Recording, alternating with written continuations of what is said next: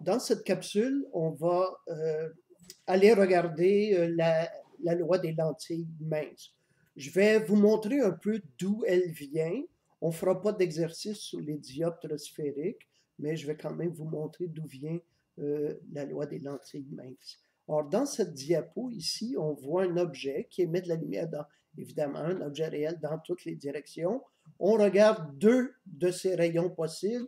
On se rappelle que l'image va être à l'endroit où des rayons réfractés, au moins deux rayons, vont faire intersection.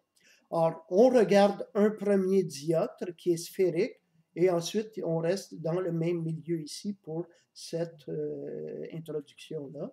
Or, on voit un rayon qui est incident, on a la normale locale, on a un rayon réfracté, on a un autre rayon ici qui est incident avec un angle de 0 degré et qui va par conséquent continuer tout droit, et à l'intersection des deux, on aura l'image.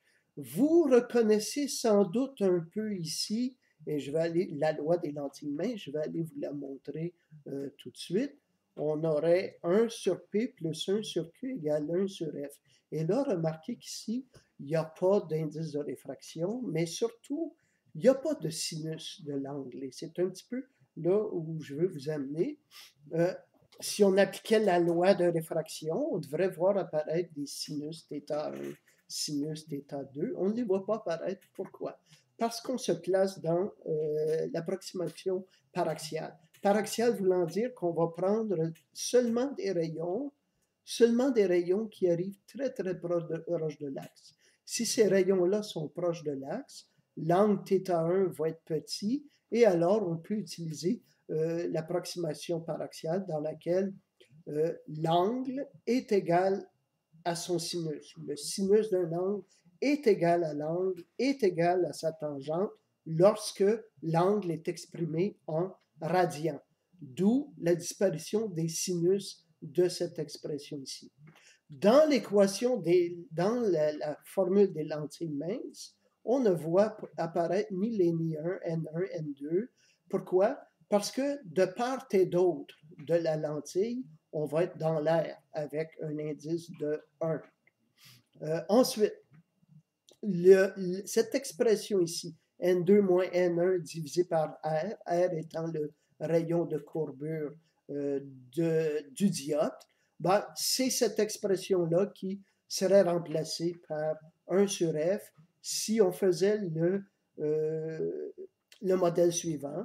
On prend un premier dioptre sphérique, on le fait suivre d'un second dioptre sphérique, et on aurait ensuite, en faisant tous les calculs, en appliquant la règle au deuxième dioptre, on arrive à la loi des lentilles minces. Alors, je regarde ici, par exemple, un premier dioptre sphérique suivi d'un second dioptre sphérique.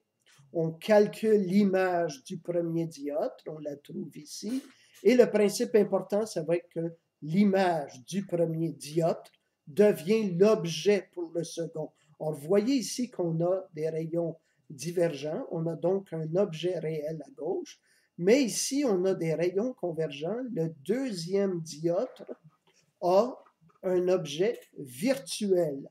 Et selon notre terminologie, ce qu'on a déjà parlé, lorsqu'on a un objet réel, la distance objet va être positive, mais avec un objet virtuel, la distance objet qu'on va insérer dans notre 1 sur P plus 1 sur Q égale 1 sur F doit être plus petit que 0. Lorsque dans l'image, les rayons convergent, on aura une image réelle et on devra placer Q plus grand que 0. Mais lorsque les rayons divergent, on aura une image virtuelle avec Q plus petit que 0. Alors, revenons à cet exemple-ci.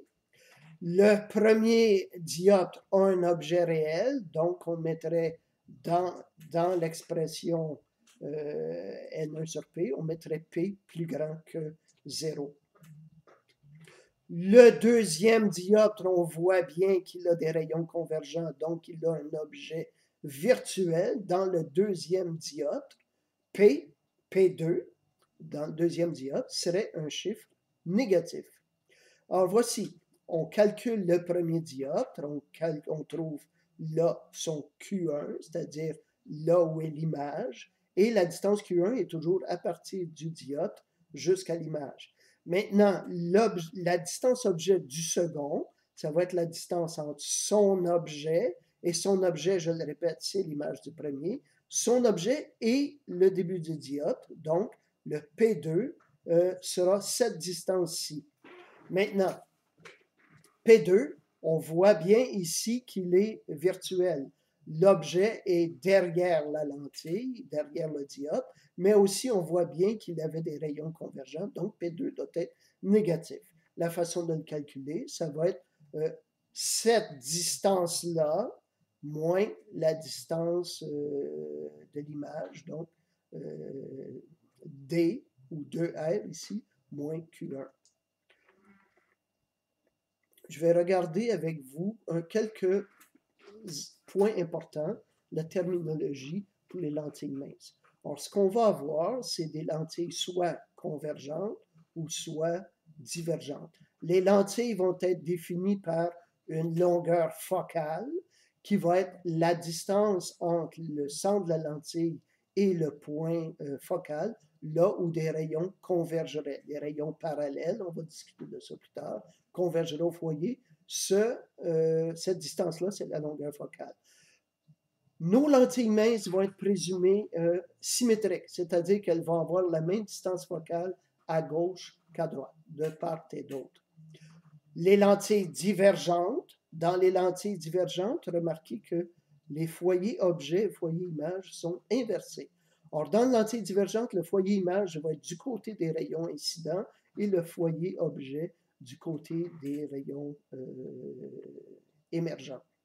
Or, OK, voici, si des rayons entrent parallèles dans la lentille, ils convergent vers le foyer d'une lentille convergente. On les regarde ici émergents de l'autre côté. Incident de l'autre côté. Pour une lentille divergente, c'est la même chose. Des rayons parallèles convergent vers le foyer image, mais le foyer image est de ce côté ici. Or, on mettra des rayons qui sont réfractés comme provenant du foyer image. Alors, voici nos règles pour le calcul des lentilles. On a la solution, la méthode analytique, on va avoir deux formules. La formule 1 sur P plus 1 sur Q égale 1 sur F. Je répète que P est la distance objet entre l'objet et la lentille. Q est la distance image entre la lentille et l'image. Et F est la longueur focale. Pour une lentille convergente, F est positif. Pour un objet réel, P est positif. Et ensuite, on verra par le calcul si Q est positif ou négatif. On peut avoir une image virtuelle dans une lentille produite par une lentille positive. C'est le cas d'une loupe. Le grandissement, ce qu'on appellera le grandissement, c'est le rapport entre la taille de l'image, la hauteur de l'image et de l'objet. C'est Y' sur Y. Et parce qu'il y a inversion, on voit les rayons sont inversés, ça va toujours être moins Q sur P. Lorsque Q est positif, comme pour une image réelle, ben, on aura une image renversée. Lorsque Q est négatif pour une image virtuelle, on aura moins, on aura une image non renversée. Or, on va regarder ici, ce serait pour le calcul selon la méthode analytique. Vous voyez ici le grandissement, on a le rayon qu'on va appeler notre rayon numéro 3 tout à l'heure, un rayon qui passe par le centre de la lentille, il continue tout droit. On voit qu'on a deux triangles semblables, ici et là, donc le grandissement vient du rapport des hauteurs dans deux triangles semblables.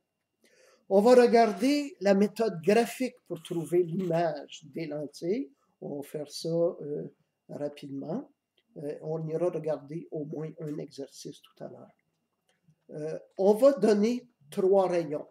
Un rayon 1 qui va être incident de façon parallèle à la lentille. Ce rayon-là va être réfracté en passant vers le foyer image. On verra tout à l'heure que pour les lentilles négatives, le foyer image étant ici, on va interpréter légèrement différent le rayon 1. Le rayon 2, c'est le réciproque, si vous voulez, du rayon 1. Si on avait la lumière provenant de ce côté-ci, passant par le foyer image, elle serait réfractée parallèle, parce que c'est une loi importante en optique, c'est la réciprocité. Ben, à l'inverse, si on a un rayon qui passe par le foyer objet, celui-ci sera réfracté parallèlement à l'axe optique. Et on a notre troisième rayon, qui est celui qui passe par le centre et qui va être non réfracté, qui va continuer sur sa lancée. On montrera tantôt que ça a rapport avec l'exemple qu'on a fait de la réfraction de la lumière lorsqu'elle passe à travers une plaque mince. Elle sort avec le même angle que l'angle d'incidence et à peine déplacé. Qu'est-ce qui arrive si l'objet est à l'intérieur de la longueur focale? Bon, on a un objet ici maintenant, on le met à l'intérieur de la longueur focale. On a toujours un rayon parallèle qui va être réfracté passant par le foyer image. On a toujours notre rayon 3 qui passe par le centre. Et là, on voit bien que ces deux rayons-là ne convergent pas. On va donc être dans une situation d'image virtuelle. Notre deuxième rayon qui doit passer par le foyer objet, qui passait par le foyer objet ici, bon, évidemment, comme l'objet est à l'intérieur de la longueur focale, le rayon ne va pas passer ici et ensuite aller vers la lentille. Il faut se le représenter comme un rayon qui frappe la lentille, semblant provenir du foyer objet. Comme ici, on avait un rayon frappant la lentille et provenant réellement du foyer objet, réfracté parallèle. Ben, dans ce cas-là, on mettra un rayon qui frappe la lentille, semblant provenir du foyer objet, réfracté parallèle. Et on voit très bien nos deux rayons ici, nos trois rayons, pardon, sont divergents. On a une image virtuelle. L'image est toujours située au point d'intersection d'au moins deux rayons. Alors, on prolonge nos rayons, mais cette fois-ci vers l'arrière, et l'image se trouve au point d'intersection d'au moins deux rayons. Cette image-là, on le voit, elle est non inversée. Alors, revenons à notre équation ici pour le grandissement.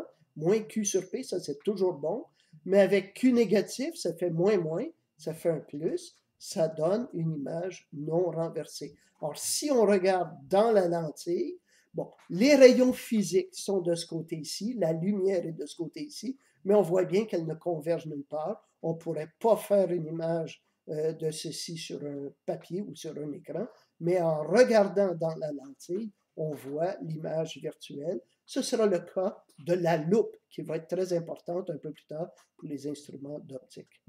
On va aller regarder qu'est-ce qui arrive avec une lentille négative, divergente.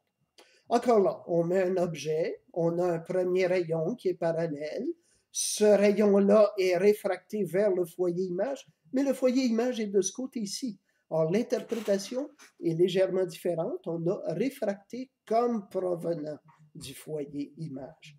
On a un rayon qui est incident, il s'en va vers le foyer objet, et lorsqu'il frappe la lentille, il est réfracté parallèle. On disait tantôt, un rayon qui passe par le foyer objet est réfracté parallèle.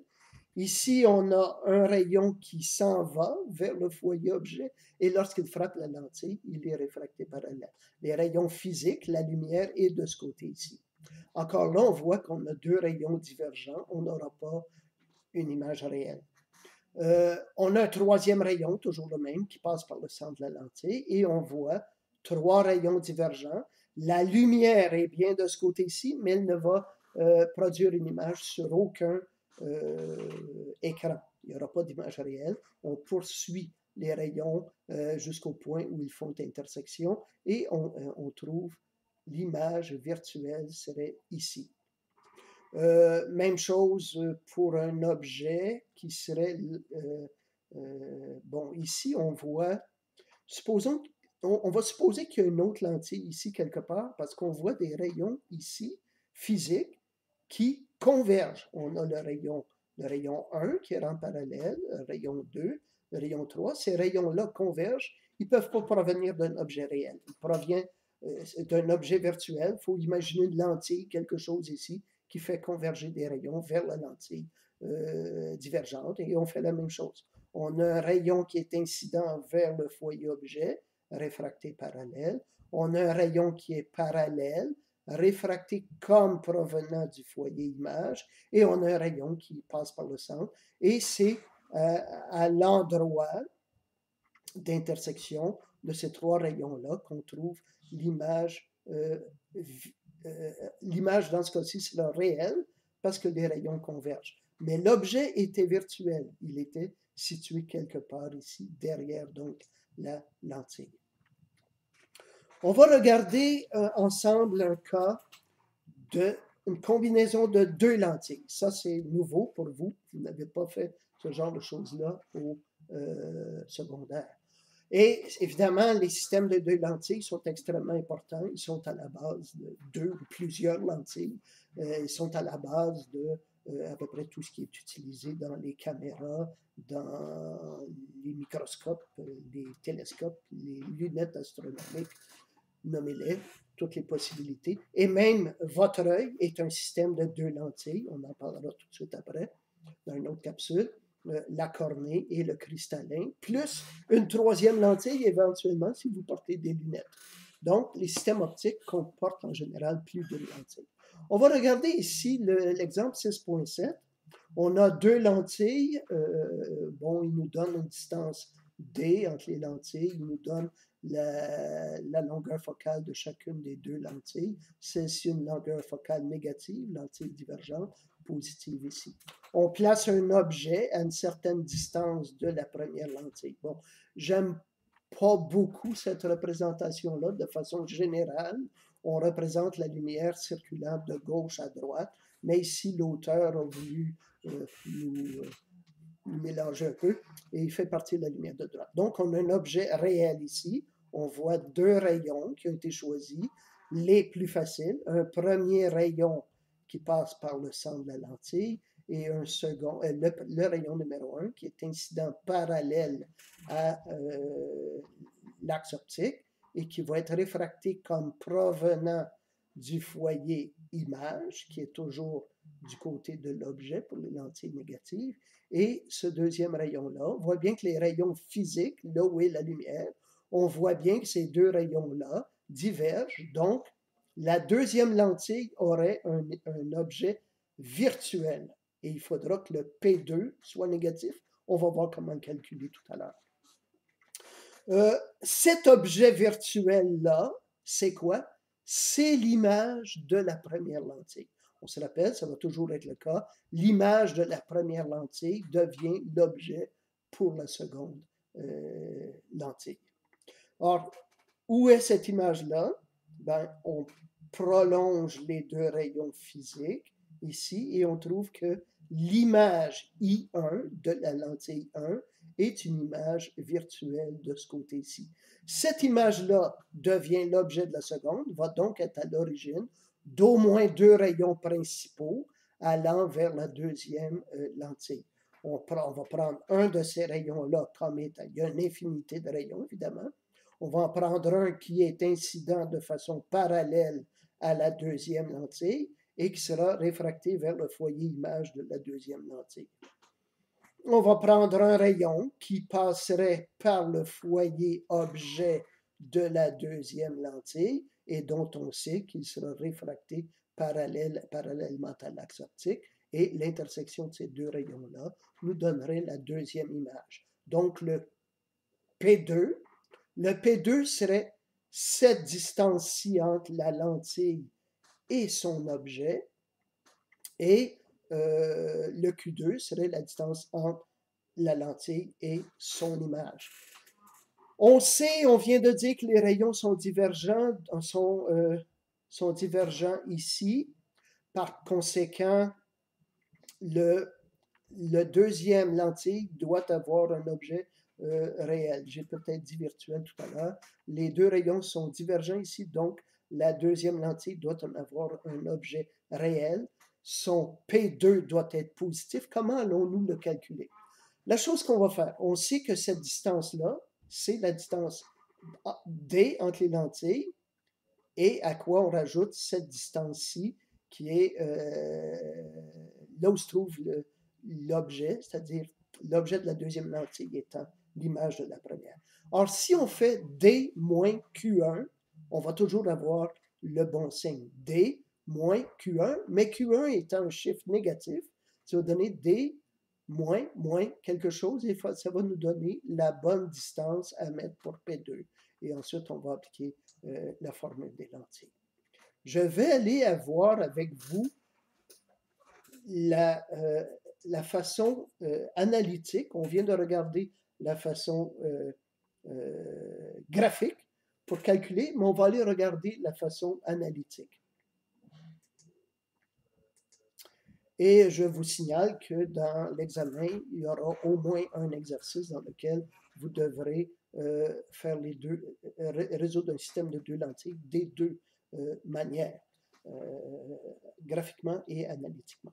Bon, on trouve d'abord la position de l'image de la première lentille en utilisant la formule des lentilles avec 1 sur P1, 1 sur Q1, et F1 étant négatif dans ce cas-ci. On n'oublie pas de prendre la réciproque pour avoir une distance. Le Q2, ben, c'est la même chose. On va trouver P2 plus et Q2. Maintenant, le P2, qu'est-ce qu'on a dit? C'est la distance entre la lentille 2 et son objet, mais son objet, c'est l'image de la première lentille. Et si on regarde ici, il faut que ce soit D plus la valeur absolue de Q1. Et si on fait D moins Q1, sachant que Q1 va être négatif, ben, ça nous donne la bonne réponse. Et ensuite, bon, vous regarderez les détails des calculs. Or, la méthode, ça va toujours être la même. On calcule la position de la première lentille, de l'image de la première lentille. Cette image-là devient l'objet de la seconde et on applique la loi des lentilles minces à la deuxième lentille, en fait, à chacune des deux lentilles. Le grossissement final, grandissement final, ben, ça va être le produit des deux grandissements. Pourquoi? Étant donné donc que l'objet de la seconde lentille, c'est l'image de la première, l'image de la première est déjà agrandie, et ça peut être rapetissé, par l'effet de la première lentille. Donc, l'objet de la seconde lentille est déjà grandi par rapport à l'objet réel. Donc, si on revient ici, on voit que le grandissement final, ça va être le produit des deux grandissements. Ça va donc être moins Q1 sur P1 fois moins Q2 sur P. Le Q1 ici était négatif, mais le Q2 ici, on l'a retrouvé, il est positif. Alors, on met les chiffres correctement avec les bons signes et on trouve le grandissement. L'image finale est trouvée comme étant inversée, donc c'est une image réelle à la sortie du système de lentilles. Je vais aller avec vous regarder un exemple, un exercice qui est résolu dans le document de devoir que je vous ai mis dans, vous ai rendu disponible. Bon, il y a plusieurs exercices, mais je vais en traiter un, vous regarderez, c'est toujours la même chose. Deux lentilles convergentes sont placées 20 cm l'une de l'autre. Et la première lentille, on donne les distances, on donne les longueurs focales, et ainsi de suite. Or, je l'ai fait d'abord de façon graphique. On va se tourner la tête un peu pour regarder. Or, vous devez faire ceci à l'échelle. Vous vous donnez une échelle et vous respectez l'échelle constamment. Vous faites tout de la façon la plus minutieuse possible. Donc, on a notre objet ici. On a calculé la bonne distance par rapport à la lentille. J'ai choisi deux rayons, les plus faciles. Un premier rayon incident parallèle à la lentille. Ce rayon-là, on sait qu'il va être réfracté en passant par le foyer image de la première lentille qui est ici. Le deuxième rayon que j'ai choisi, c'est le rayon qui passe par le foyer objet de la première lentille. Lui, on sait qu'il va être réfracté parallèle et ce rayon-là va se rendre frapper la deuxième lentille. Pourquoi ce rayon-là est-il intéressant? Ben, tout simplement parce que lui, on sait toujours quoi faire avec. Quand il va arriver à la deuxième lentille, il va être réfracté vers le foyer image de la deuxième lentille. Dans tous les rayons, et regardez ici, le rayon numéro 1 convergeait vers passait par le foyer image et se rendait ici. Et à ce point ici, on a l'intersection des deux rayons de la première lentille. On a donc une image intermédiaire qui est une image réelle qui devient l'objet pour la deuxième lentille. Et son objet, la deuxième lentille, on peut tout de suite dire que c'est un objet réel. Pourquoi? Parce que ces deux rayons-là, ensuite, ils continuent de diverger entre eux. Regardez le premier rayon, il se rend par ici, tandis que l'autre rayon, il continue parallèle à l'axe optique. Ces deux rayons-là divergent. Donc, notre deuxième lentille a un objet réel. Donc, on devrait savoir tout de suite, si on a commencé par l'aspect graphique, on doit savoir tout de suite que le P2 doit être positif. Et si on fait nos calculs correctement, il faut que ça donne positif. Maintenant, pour trouver graphiquement l'image de la deuxième lentille, on a, je le répète, notre premier rayon qui est incident parallèle et qui est réfracté vers le foyer image. Et on va prendre dans tous les rayons qui se rendaient à l'image, il y aura certainement, c'est ce qu'il faut se dire, on a tracé seulement deux rayons, mais il y a une infinité de rayons. Il faut présumer l'existence d'un rayon qui s'en venait lui aussi vers l'image intermédiaire et qui passe par le foyer de la deuxième lentille. Et l'on voit que les rayons sortants de la deuxième lentille sont divergents. Par conséquent, la deuxième lentille n'a pas une image réelle, elle produit une image virtuelle. On va poursuivre ces rayons-là jusqu'à leur point d'intersection. On a donc le rayon qui s'en allait vers le foyer image, on le poursuit vers l'arrière, et le foyer et le rayon qui passait par le centre, on trouve leur intersection ici à l'image finale. On va aller regarder ce qu'on doit faire pour la méthode analytique.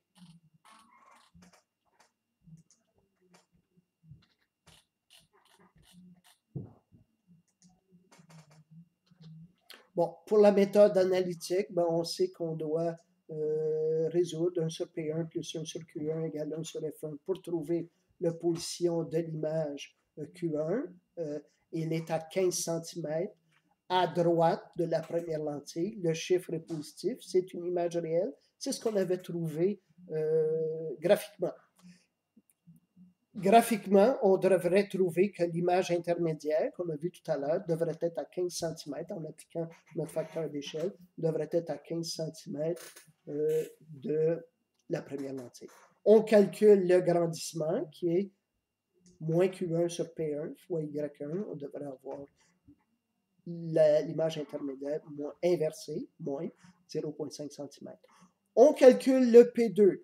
Je les répète ici, P2 va être égal à D moins Q1, donc 20 moins 15. L'objet de la deuxième lentille, c'est l'image de la première. L'image de la première devient l'objet pour la seconde, et son objet est à 5 cm à sa gauche. Mais on a une lentille qui est de 20 cm. On introduit les chiffres ici. 1 sur P2, avec P2 égale plus 5, avec F2 est égal à plus 20. On résout pour Q2 et on trouve que Q2 est égal à moins 6,67. C'est un peu ce qu'on a vu graphiquement tout à l'heure. Lorsque l'objet est plus proche, est à l'intérieur de la longueur focale, il produit une image virtuelle. Et c'est ce qu'on retrouve ici, c'est ce qu'on avait trouvé graphiquement également. Et on fait la hauteur finale de l'objet, qui est moins Q2 sur P2 fois Y2, en entrant correctement les bons signes. Le Q2 était négatif. Et la réponse, l'image finale, est virtuelle. Je vais aller regarder avec vous un autre document que je vous ai rendu disponible et qui est intitulé Terminologie et convention de signes. Vous avez, on représente la lentille convergente comme une droite avec des flèches pliées vers l'intérieur, lentille divergente, une droite avec des flèches pliées vers l'extérieur. Un peu tout ce que j'ai dit tout à l'heure concernant les lentilles minces, positives ou négatives, c'est-à-dire convergentes ou divergentes. Les foyers, le point important ici,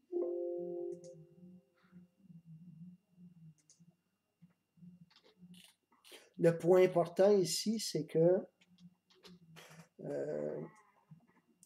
dans une lentille négative, le foyer objet et image sont inversés par rapport à la lentille positive.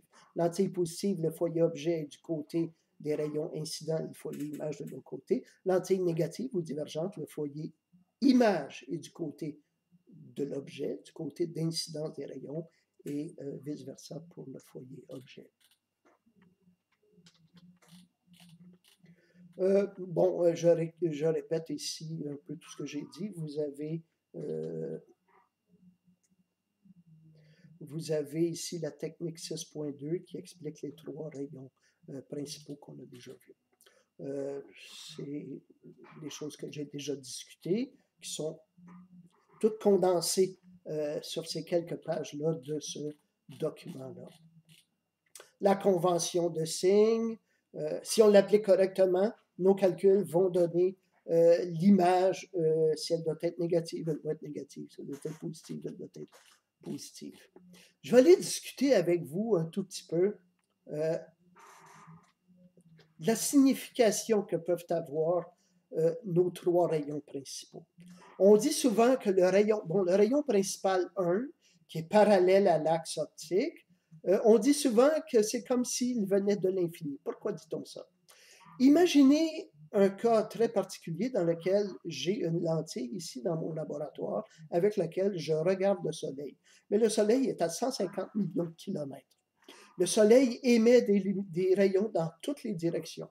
Or, imaginez des rayons avec des angles différents. Chaque point du Soleil émet un cône de lumière dans toutes les directions.